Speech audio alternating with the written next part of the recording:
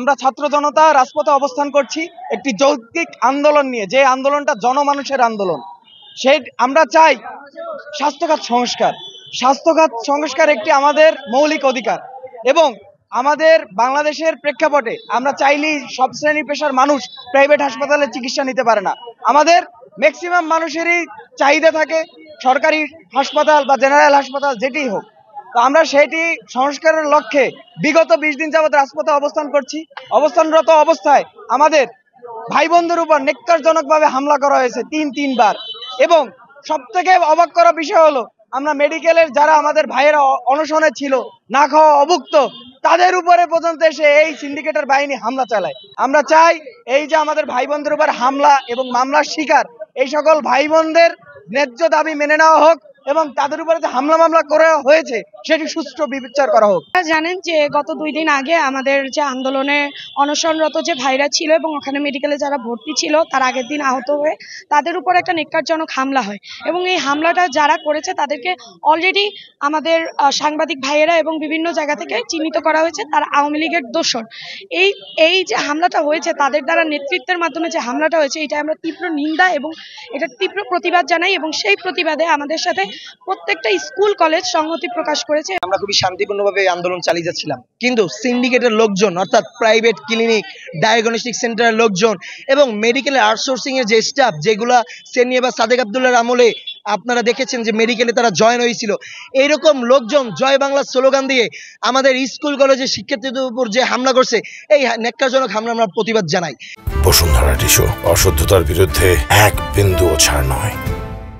প্রত্যেকেই জানেন যে শিক্ষার্থীদের উপরে একটা যৌক্তিক আন্দোলনকে বিতর্কিত করার জন্য হামলা কম হয় নাই, মামলা হয়েছে, মিথ্যা মামলা, এবং অনশনরত শিক্ষার্থীরা যারা শান্তিপূর্ণভাবে অনশন করছিল তাদের উপরে শতাধিক দালাল চক্র, ডায়াগনস্টিক সেন্টারের দালালগুলো এসে তার হামলা করেছে। এখন পর্যন্ত প্রশাসন কি কোনোভাবেই দায়িত্ব নিয়ে এটার বিচার করতে আমরা দেখি নাই।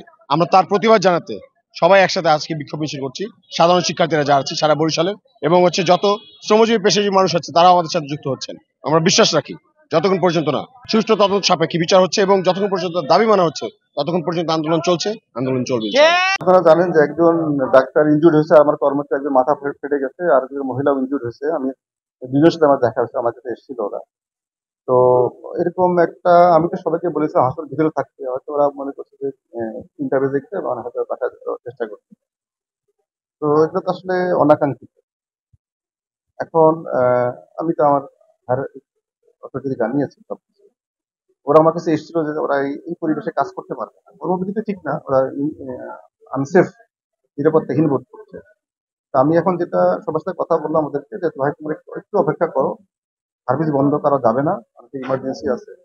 তো কালকে 10টায় আমি সবাইকে নিয়ে বসবো, সব আমাদের ডিপার্টমেন্ট হেড, নার্সের প্রতিনিধি, চতুর্থ শ্রেণীর প্রতিনিধি, টেকনোলজিস্টের প্রতিনিধি, মিড লেভেল, ইন্টার্ন, সবাই নিয়ে বসবো, বসে দেখি সবাই কি সিদ্ধান্ত দেয়।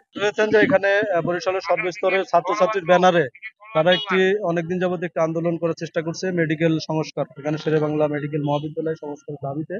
তো সে পরিপ্রেক্ষিতে ইতিমধ্যে বেশ কিছু ঘটনা ঘটেছে। আপনারা জানেন যে মেডিকেলের যারা স্টাফ আছে তাদের সাথে ছাত্রছাত্রীদের ইতিপূর্বে একটা অনভিপ্রেত ঘটনা ঘটেছে। এরই পরিপ্রেক্ষিতে ছাত্রছাত্রীরা টাউন হল থেকে এখানে এসেছে, তারা বিভিন্ন ধরনের স্লোগান দেয়, ফলে তাৎক্ষণিক উত্তেজনা তৈরি হয়। এই উত্তেজনার ফলে এখানে একটা আইন শৃঙ্খলা পরিস্থিতির একটা অবনতি হওয়ার সংখ্যা দেখা দেয়। সঙ্গে সঙ্গে আমরা এখানে পুলিশ মোতায়েন করি, এবং এর পরিপ্রেক্ষিতে কিছুক্ষণ পরেই আইন শৃঙ্খলা পরিস্থিতি সম্পূর্ণভাবে আমাদের নিয়ন্ত্রণে আসে, এবং এখন এখানে গাড়ি ঘোড়া, রাস্তা ক্লিয়ার আছে, গাড়ি ঘোড়া ঠিকঠাক মতো চলাচল করতেছে, এবং আমরা এখানে আইন শৃঙ্খলা পরিস্থিতি নিয়ন্ত্রণে আনতে সক্ষম হয়েছি।